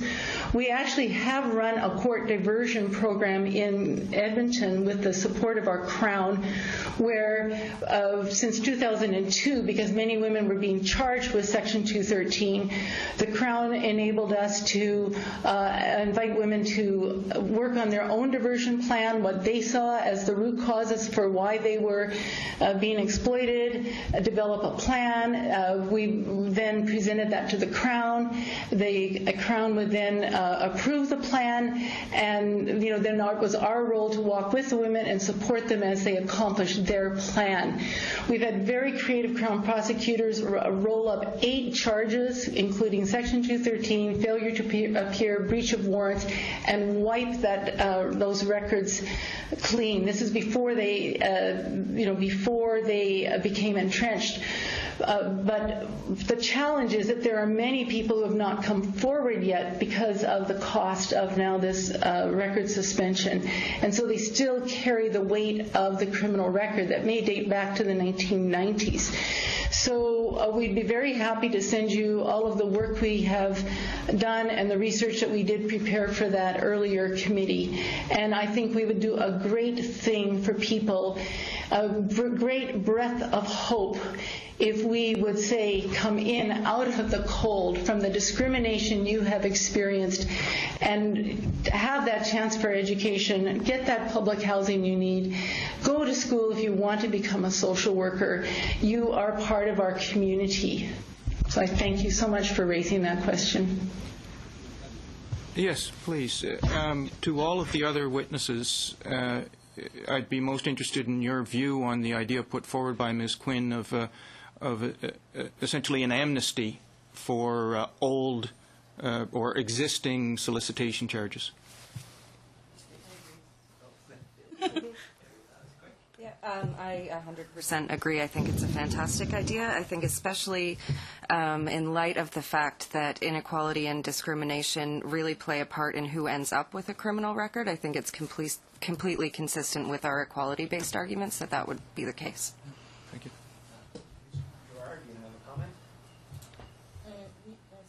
Madame Pavan? Oui, c'est sûr que je me prends. Yes, of course. I'm in favor of decriminalization, but I think that this would be a good start. A criminal record can close a lot of doors. Even myself, who approves of the work that I do, I think that if I'd had a criminal record, I may have had problems afterwards when it comes to the other jobs that I've worked at since. Do you have another job now? I had one in the past, but it was a risk because it was a judicial error. Yes, but having that record did prevent me.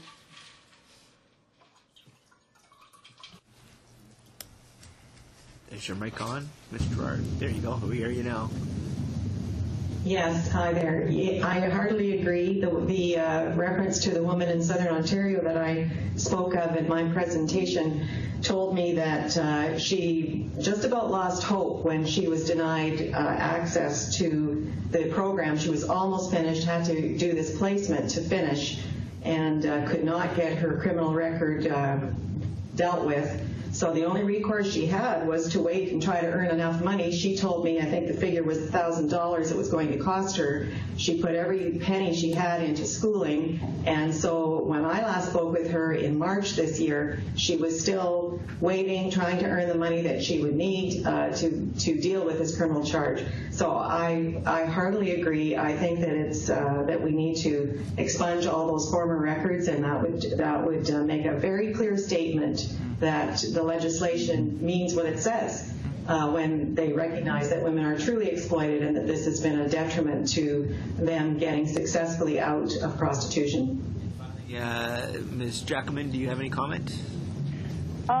Yeah, it's a great idea. We support it 100%. We've had pretty good success with our employment programs with women in working with people in the community who give them jobs and are willing to not be as concerned about criminal records. However, for some of the women that we've seen, different professions that they'd like to enter into, they can't without having a clean criminal record. And so we applaud that. We think it's a great idea. Good job, Kate. Okay, thank you very much. Thank you for those questions and answers. Our next question from the Conservative Party is Ms. Ambler. Thank you, Mr. Chair, and thank you to all of our witnesses for being here today. We very much appreciate your time and efforts. And thank you also for the work that you do in your communities and in your cities, working with women who are prostituted. My first question is for PEERS, Victoria Resource Society, and it has to do with screening.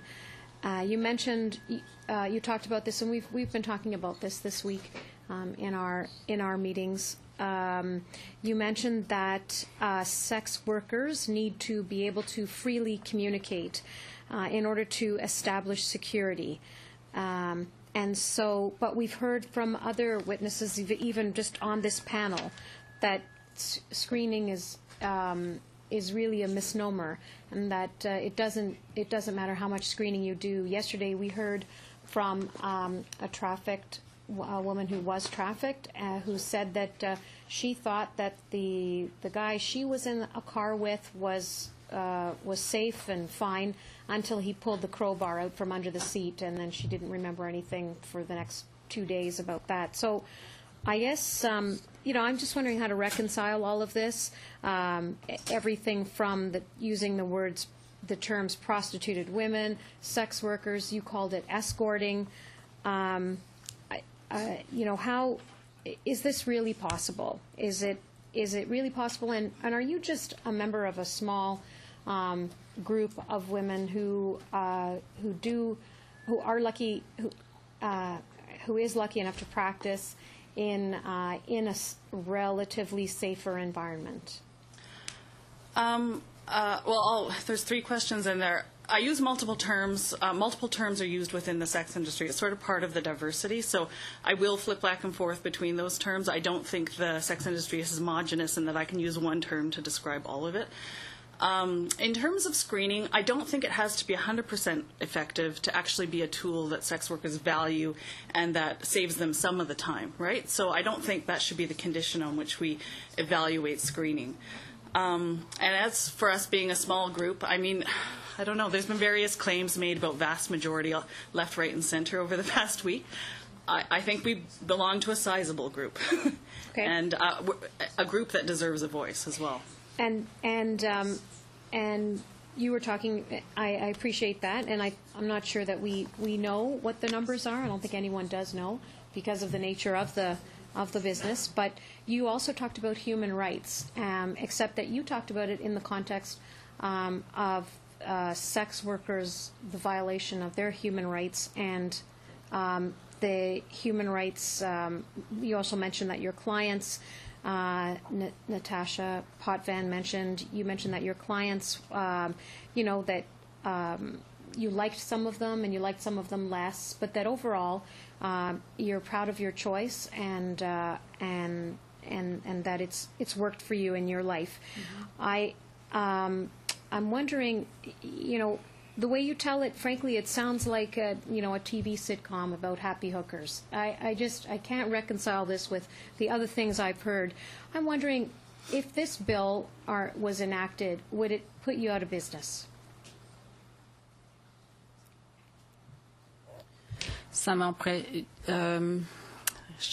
Well, I do believe it would prevent me from being safe while I work. I would be afraid of the fact that my clients would be criminalized. Screening our clients is very important. We communicate amongst each other You know, for example, there's the bad tricks list that organizations provide. We talk about that kind of information. The fact that my clients will be criminalized means that our good clients may decide not to come back. Those who are bad clients are those who aren't afraid of the police or of the law. It's just like any other job. There are good clients and those who are not good.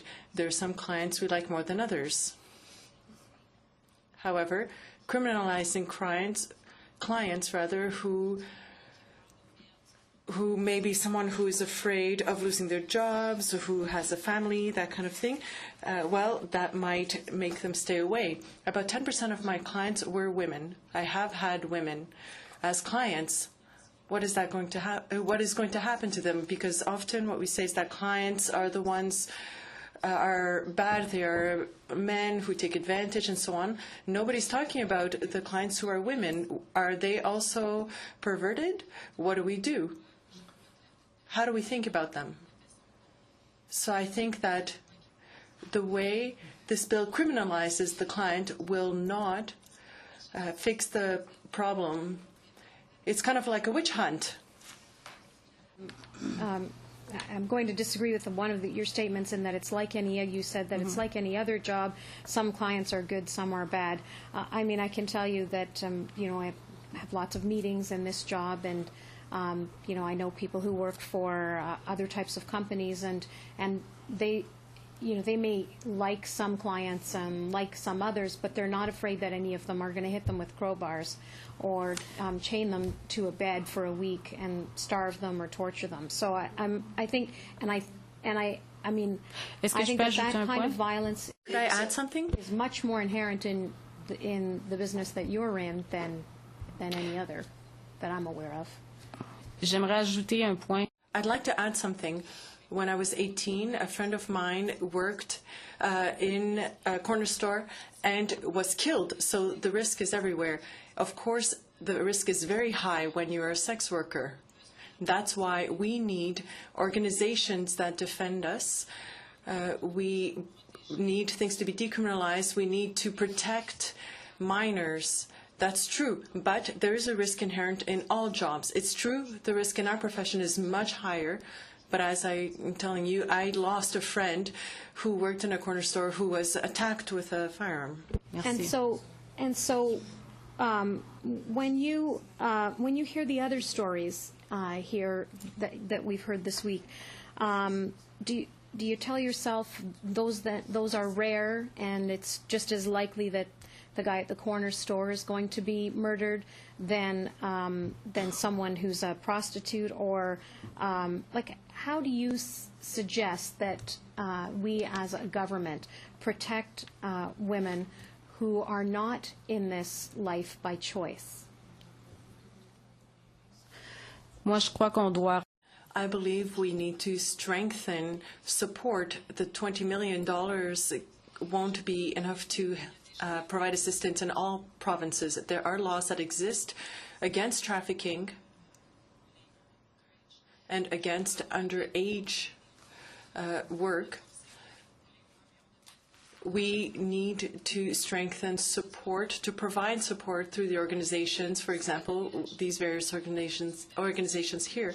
But we also need to be able to accompany these people and to also go after the real criminals and those who are really the abusers. And to really go after the real abusers, as I was saying.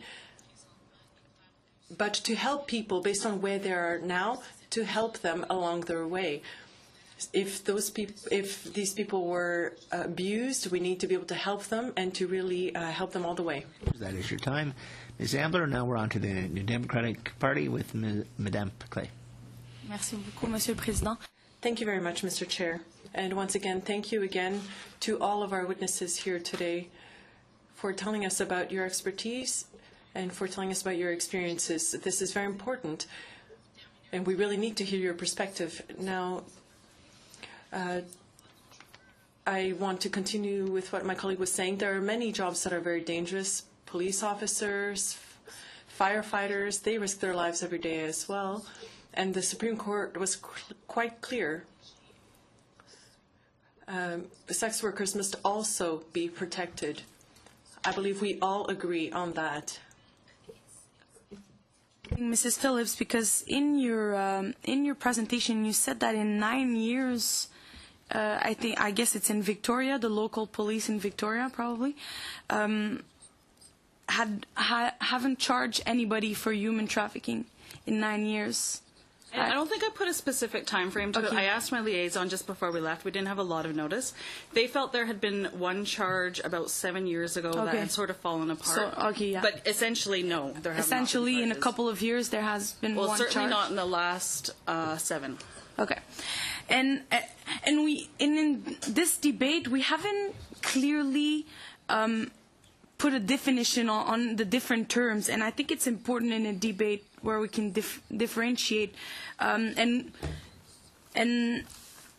if I read the criminal code, I think it's clear that trafficking in persons is defined. Every person who recruits, transports, transfers, receives, holds, conceals, or harbors a person or exercises control, direction, or influence over the movement of a person for the purpose of exploiting them or facilitating their exploitation is guilty of an indictable offense and liable to imprisonment for life if they kidnap or commit aggravated assault or sexual assault.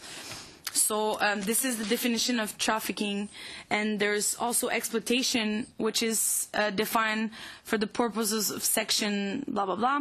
A person exploits another person if they cause them to provide or offer to provide labor or service by engaging in conduct that in all the circumstances could reasonably be expected to cause the other person to believe that their safety or the safety of a person known to them would be threatened if they fail to provide or offer to provide the labor of service. And I was just trying to know that if we define the terms trafficking as it is defined in the criminal code, and exploitation as it is defined in the criminal code, and prostitution, I was just wondering, why hasn't been no charges for 7 or years with the existing laws? What is C-36 will bring to help those victims of trafficking and exploitation as it is defined in the criminal code? I can't really answer on behalf of the police and how they do their investigations, of course, so I presume they're very attentive to complaints brought forward. It's not that they're ignoring the issue. They obviously haven't found the issue. So I trust that the laws against trafficking, were it to occur in our region, would be sufficient for pursuing criminal charges. And I don't really see necessarily how C-36 is clearly related to the issue of trafficking. Like, I think it's a bit of a mess in terms of grabbing people who may not be at all trafficked. So I don't know if that was the question, but... Yeah, and so there is a difference between prostitution and the terms I have defined here in the criminal code. So you would agree. And we're talking about resources, and I think Mrs. Ambler asked you a question about what can we do to help those who are victims of those offenses. And I think we're all clear that the inequality at its basis is the cause of vulnerability of women. So I would just like you and maybe Mrs. Potvin to elaborate on your points where the inequality needs to be targeted at its source, so maybe we can prevent forced people into prostitution and help those who and protect those who want to stay in this industry, so both can coexist. Yeah, I would like to emphasize that we're not at all indifferent to people being victimized in the context of the sex industry, or people coming to us and saying they would like help with getting out of the sex industry. One of the barriers we face in terms of like a broad kind of social issue in terms of helping people is income assistance rates in our region, and the availability of affordable housing. So those are definitely things that I think we should be focusing on in terms of reducing women entering the sex industry because they feel that they need to for economic means, and that's the reason they're there. And I don't necessarily think that's the best reason to be somewhere. People should have options about how they earn money. In terms of the criminal code, I think your second question related to what can we do to support women who have been victimized? And I think some of the trafficking laws, some of the laws which prevent sexual exploitation of minors are good. I think definitely in our region it's been very positive to try to think of ways through partnership and bridge building between police, peers, and sex workers that we're increasing reports of physical and sexual assault. Those are important laws for people in the sex industry, and it's very important that people report based on those laws, and we have underreporting. Very much. Thank you. Does Madame Pavin, you want to add anything to that? C'est sûr que tu as adressé la... Excuse. Of course, you asked the question in English, but I'd like also to add that in terms of education for prevention, when you are a sex worker, you have to be strong. I do really believe in education from peer education, and I work on Vancouver Island with people who work with substance abuse problem. We talk about street college. It's a kind of education provided by peers, and I believe the message may be heard more easily when it comes from peers.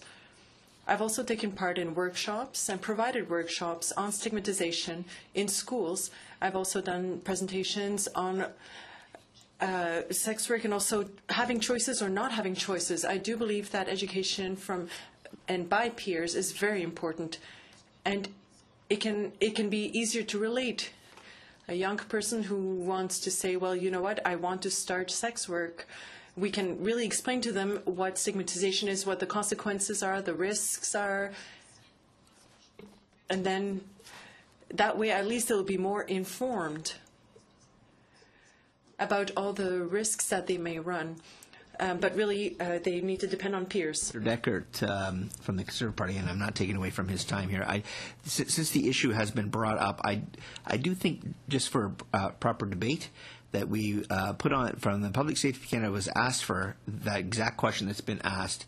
And as of October 2013, the Royal Canadian Mounted Police Human Trafficking National Coordination Centre is aware of 161 cases since 2004 of human trafficking. Specific charges were laid. Of the 152 are domestic human trafficking cases, and 9 are international human trafficking cases. The majority of the domestic human trafficking cases are for sexual exploitation, whereas the international human trafficking cases were primarily for forced labor. Of the 161 trafficking cases, 47 have been completed through the courts with human trafficking specific or related convictions. Of the 47 cases were involved 124 victims and 54 accused received convictions. Additionally, 20 of the 161 trafficking cases have had other outcomes. Currently, there are 94. This was as of January of this year, of 14. Currently, there were 94 of 161 human trafficking cases remain before the court and involve 144 accused and 172 victims. So just so everyone has the accurate information. Yes. That was from the analyst. Oh, I thought you were testifying. I was ready to question you.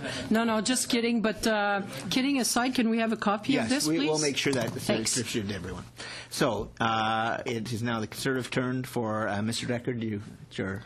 Thank you, Mr. Chair. And just on that point, before I get to my other questions, some of the largest human trafficking cases in Canada have happened in the Toronto area, both in my area, in West Toronto, and in Hamilton. International trafficking of human beings in a number of cases for the sex trade industry. So it may not happen everywhere in Canada. There are different experiences in different places, and I think probably in areas where you have a large number of new Canadians, where there's a lot of international traffic, that's where you're likely to see that sort of thing. And I suspect that the witnesses that we had before us earlier today talking about Asian women trapped in the industry would probably say that a fair number of Asian women come into Canada as trafficked victims into the sex industry. I just want to say to each of you that I very much appreciate you being here, bringing all your expertise, your experience here, and that I say the same thing to all of the witnesses that have appeared to us in every session this week. it's clearly high time that we had a national conversation about this issue. Sometimes things come before Parliament for convoluted reasons and in ways that we can't predict. But 3 people brought a case before the courts many years ago. It eventually reached the Supreme Court, as we all know, and the Supreme Court rendered a decision, and the decision was penned by the Chief Justice. And here we all are today discussing this very important thing. So whether we would have chosen to or not, it's a good thing that we're having this discussion, and whatever we decide, I think the situation going forward in Canada will be better. The Chief Justice McLaughlin said to the Parliament of Canada, to the 10 members of Parliament you see before you today and the other 300-odd that aren't here with us but are watching very closely, and to the members of the Senate, she said, the regulation of prostitution is a complex and delicate matter, and I think it's clear from everything that you said and everything we've heard that that's true. It will be for Parliament, should it choose to do so, to devise a new approach. So we have before us one option. We can choose to go with the option that's before us as drafted. We can choose to make some changes to it. We could choose to do nothing at all, as 2 of the litigants that brought this case before us asked to do.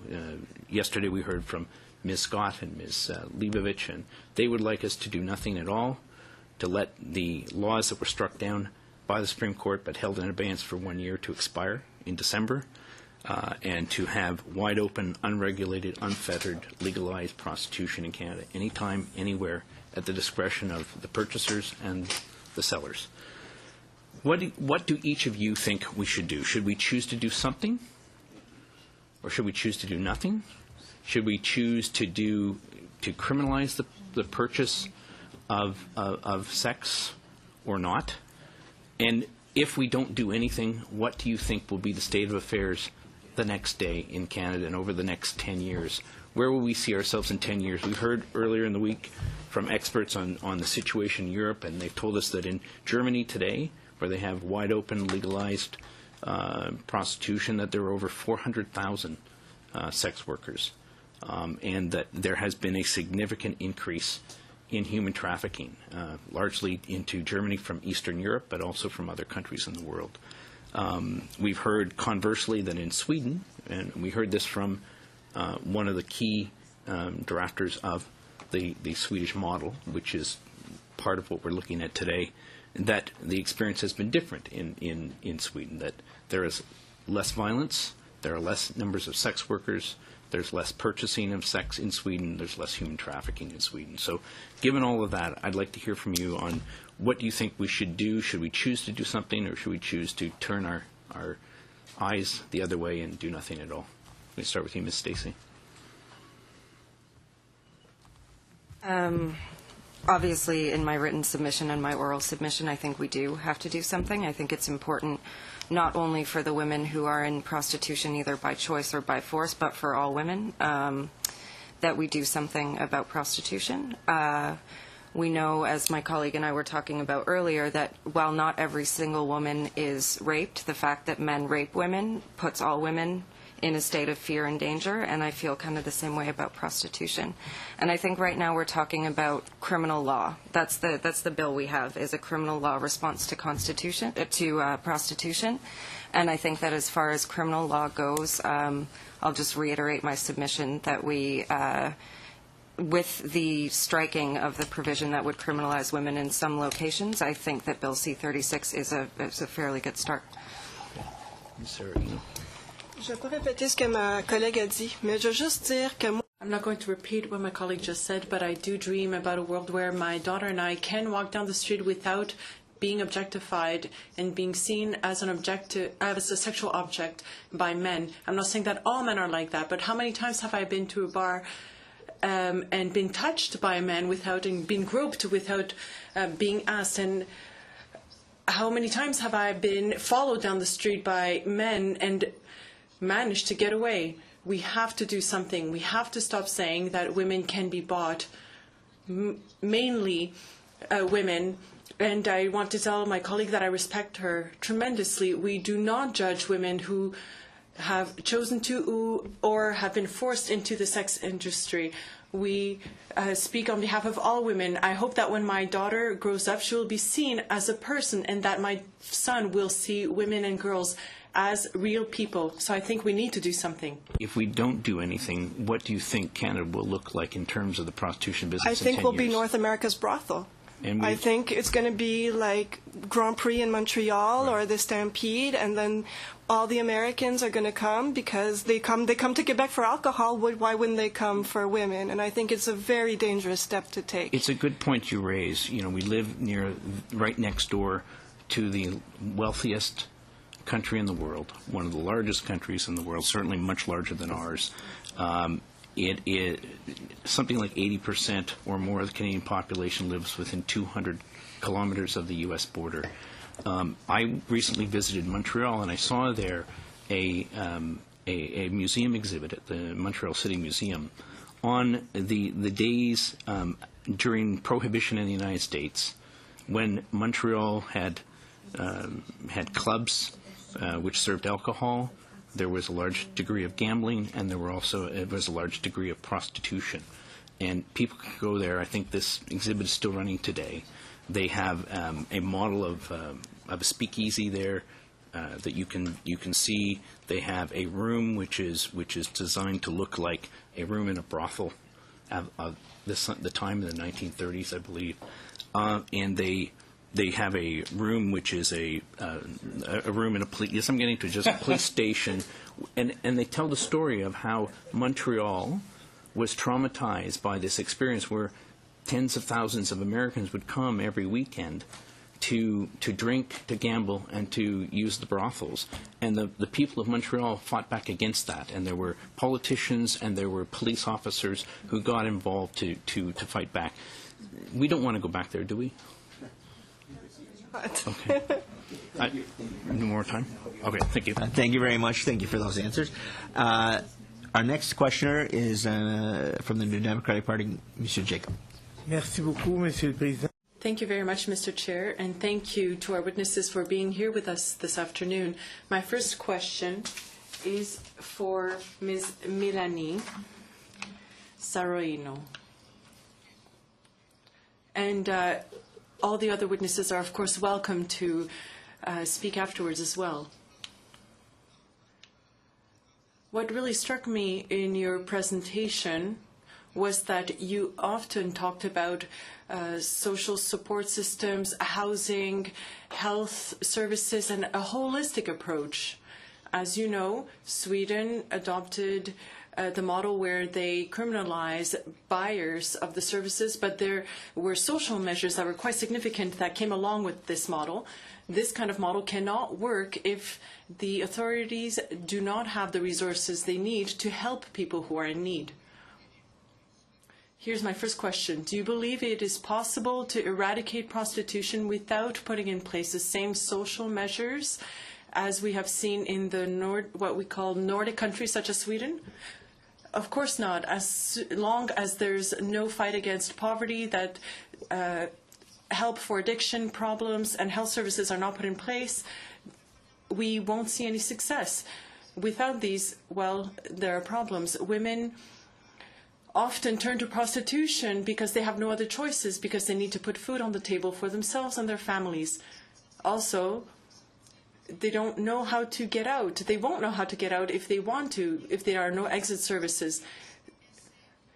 I've heard others say that it can take many years and up to 15 attempts to exit the industry. And if there are no services in place, if there's not enough funding, then there's nothing encouraging women to try to leave. So I think it's essential that we put those in place. And we have to make sure that there are social supports there to prevent women from turning to prostitution. Would anybody else like to add anything? Seulement un petit peu en anglais. Okay. Just a little bit, but in English. So I think for too long, prostitution has kind of what's been there to catch women in the absence of a social safety net. And I think that if we start to address and work to get rid of prostitution, we will necessarily have to confront all the inequality, all the things that have been stripped away, all the things that are missing that kind of funnel women into prostitution. Merci, Madame Stacy. Thank you, Ms. Stacy. Would anybody else like to add anything? Yes, I would like to add, as Ms. Stacy said. Add Madame Popin. Just Yeah. a little thing. And then Ms. Quinn. Il faut des services. Services need to be in place, but there needs to be a distinction drawn between abuse and what happens between consenting adults. So it would be nice here to see to see the system recognize acts between consenting adults as being different from abuse, but providing better resources to those who want to move on to something else or who want to remain in the profession. But more support needs to be provided, even if it is something that happens between consenting adults. There can still be abuse. We need to have the ability to report those violent actions. Had her hand up yesterday. Madame Quinn, allez-y. Please go ahead, Ms. Quinn. Thank you very much. Yes, we must absolutely address the poverty issues which affect women more than men. We all know that, so I won't go into it. I think a quick example in Alberta, a woman who has been experiencing significant mental health challenges turned to our welfare system. She was able to get $723. However, the rent is $700. And so she had to continue to post her ads on Backpage, an internet buy and sell site, simply to meet her basic living needs. This is what has to stop. Similarly, what we have found is that when I said a big priority of the money from the John School was for poverty relief. That was basic poverty relief, whether it was food store certificates, paying for prescriptions, for medicines for children, anything that you can think of that you need every day, we have paid for out of those funds. Also, we have created this beacon of hope. We have bursaries and endowments now established at 2 primary university and colleges. Our phone is ringing off the hook with women who want to access these bursaries so that they can have the chance for a different life. When we say we want to decrease the demand, we cannot just decrease the demand, which some people would argue will take away income. We must increase the resources. And so it must be this threefold approach of decreasing the demand, heavy social investment, and public education at all levels. Thank you. Thank you very much. Thank you, Mr. Jacob. That's your time. Thank you. And with the last few minutes, Monsieur Gauguin. Question, Mr. Chair. Thank you. Merci à tous les témoins de votre témoignage. Thank you to all the witnesses for being here with us. Of course, this is a very complex situation. All answers will be taken into consideration in trying to find a solution that will improve the situation here in Canada. Ms. Soriano, earlier, you mentioned all the services that you provide, and you piqued my curiosity. You talked about service to provide assistance, legal assistance. Yes, our workers, those who help and who work in our centers, have also spoken out in their regions regarding the elimination of demand for sex services and so on. They're often survivors who become people who really fight for more rights. They work on issues that are very important at the political level. For example, compensation for victims of offenses. In Quebec, we are really trying to work towards broadening the list of offenses and crimes that are added to that list. And there's also advocacy work as well, and there are many others. I don't want to take too much time. Thank you. Well, Mrs. Girard, your services seem to be extremely effective to the point where you're keeping people out of the system. You have a waiting list. I'm wondering if you can give us the profile briefly of the typical person who goes to be withdrawn from the system. I mean, I know each individual is different, but is there a typical person? In what state of health you find them, and what mental condition? I think perhaps you're asking, wanting to ask the question to somebody else. We don't offer current exit service delivery, except one of our churches is involved in the city of Winnipeg. Are you referencing that, Dignity House? I'll address that question to Mrs. Quinn. I don't know if I framed it properly. Did you understand what I was saying, Mrs. Quinn? Yes, I do. We have made, again, a high priority on trauma recovery. And what we find is that there is intergenerational trauma that that women experience, and that needs a lot of time to heal from that as they're seeking to rebuild their lives. Some were abused as children, so the layers and layers are there. And then certainly they experience violence when they were being exploited through prostitution, whether it's been massage, escort, or street, or any other venue. And so again, women have been coming to us asking us for healing. We were working with specialized counselors who understand the depth of trauma. And we find that, again, many have become, have developed mental health challenges as a result of the indignities, the degradation, and the violence that's been perpetrated against them. So, one of our advocacy points is for sufficient funding for long-term trauma recovery counseling. That also does involve, in addition to professional therapeutic assistance, involves peer support. As has been mentioned by others, it's really key that those with lived experience be central into the healing process and the whole journey of rebuilding one's life. Okay, thank you very much for those questions and answers. I want to thank our witnesses for joining us today. It was very informative and added to the discussion of Bill C-36 in great detail. So this is our second last meeting.